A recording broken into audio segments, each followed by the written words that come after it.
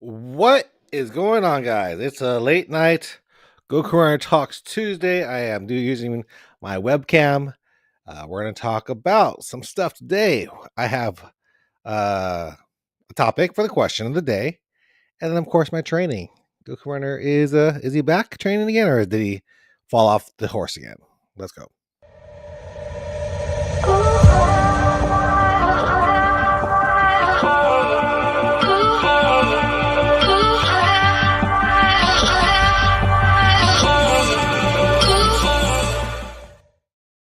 All right, guys. Late night Goku Runner Talks Tuesday. Just got back from Houston. I had to go there over for a meeting with Kima, and let's get to the question of the day. So I just got back, so that's why I'm on here late. I was like, let's go. I was gonna do it tomorrow. I was like, let's go ahead and do it today because you know gotta keep these up on a Tuesday. So, um, well, that's not the one I want to do. Yeah, that is the one I want to do. So the question of the day is: do you drink hot water on a hot day? Like, there was a race locally that had a race, and I'm a race director myself, and there were some people complaining on the Houston running, some Facebook page about a race that it was hot.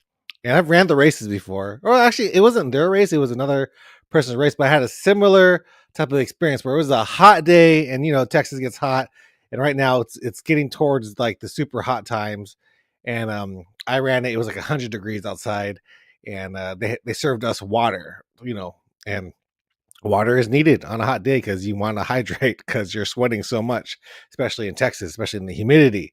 But these people, they got served hot water during a race, and a lot of people on the Facebook group, they were defending the race by saying, it's actually better for you to drink warm to hot water. You absorb it better. But I don't think anybody in their I'm definitely not going to be drinking to opt for the hot drink as opposed to the cold drink with ice inside of it. I mean, not really ice. I don't really want ice during a race because ice during a race and you're trying to slurp it up is difficult. But I definitely do want cold water. So that was one thing about that race. So, do you drink hot water on a hot day to replenish yourself after during a run? I mean, I'm drinking whatever I can, especially when it gets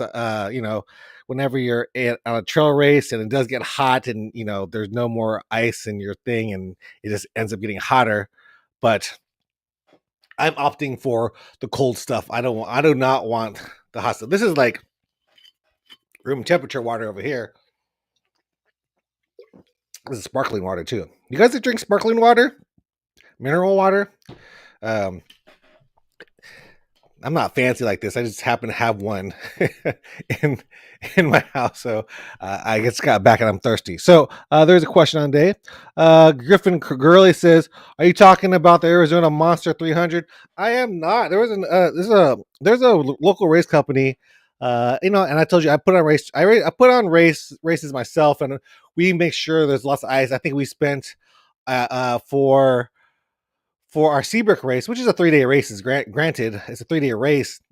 We spent over $800 on ice itself because we rent the refrigerator, the freezer to keep the ice cold, and then we ran out of ice towards the second day, and we didn't run out, but we were running low, so we ordered another $300-$400 worth of ice. So we make sure there's ice on our races for sure, and that's what we want. We want you to have a good experience. And some races are money grabs. Like you see them, they just put low effort in their shirts. They put low effort in the medal.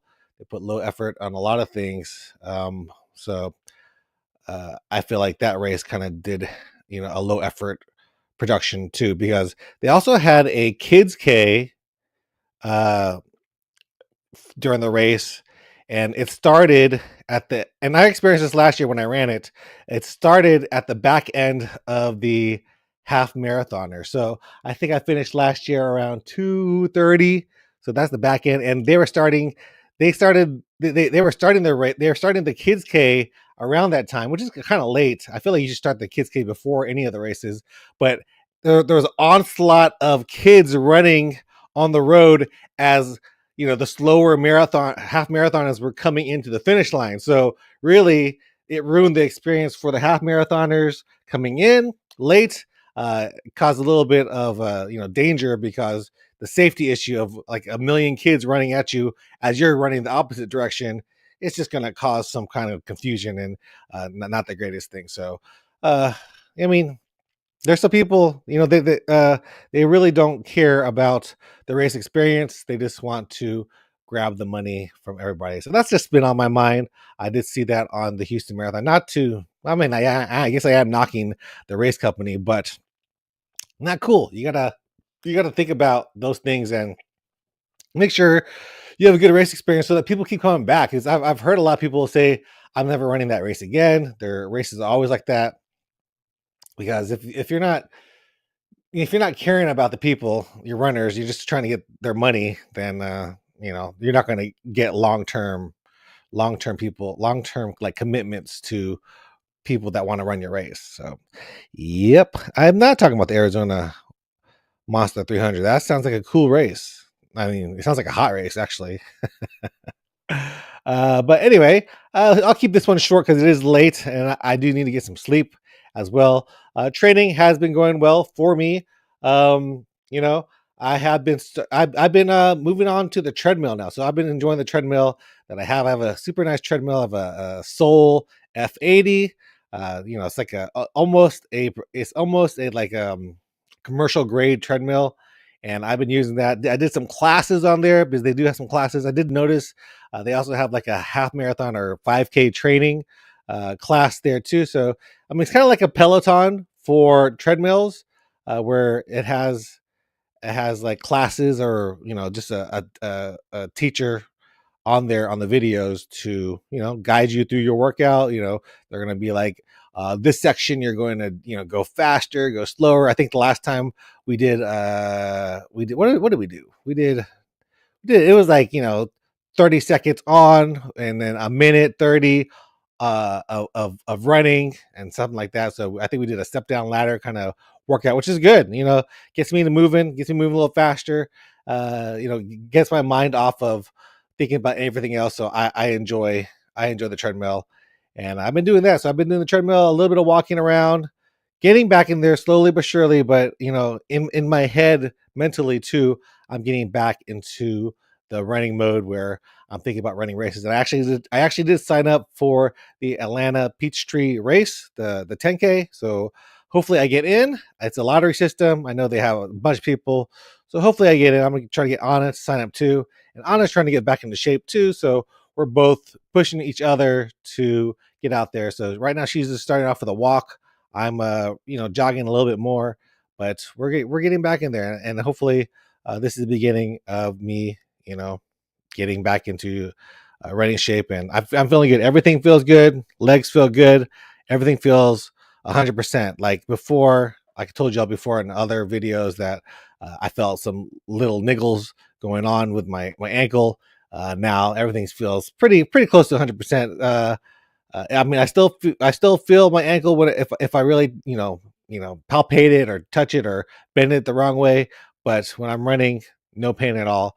I'm happy about that. So yeah, that is the update for today. It's late. And if you guys were on here, you guys need to go to sleep too. So good night. I'll see you guys on the channel. So I hope you guys enjoyed this one. See you guys in the next one. Bye.